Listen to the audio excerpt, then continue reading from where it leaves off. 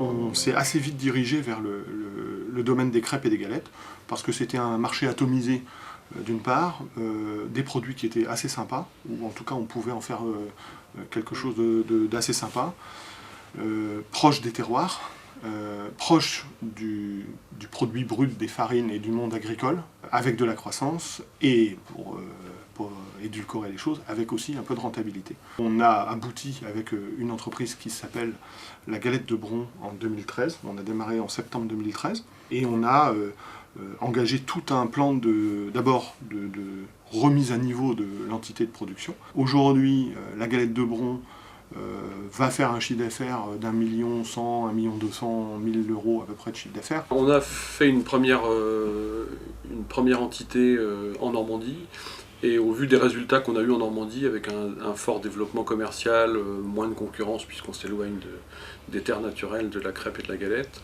on s'est dit qu'il y avait probablement quelque chose à faire dans les Pays de Loire. On a été à Nantes, on est allé à Angers, et au vu à la fois du potentiel qu'il y avait dans les différentes villes, de l'accueil qu'on a eu des gens qu'on a rencontrés, notre choix s'est assez vite porté sur les Pays de Loire et sur Angers en particulier. À la fois parce que on a eu un emplacement intéressant puisqu'on est situé dans le Mine, donc on est au cœur des produits frais et au cœur de la ville en plus.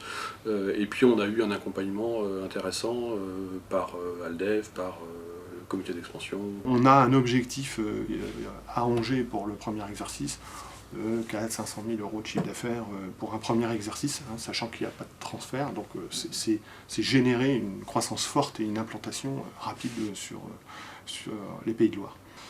Et on a aujourd'hui 5 personnes à Angers avec une perspective de 15 personnes voilà, sous 12, 18, 24 mois.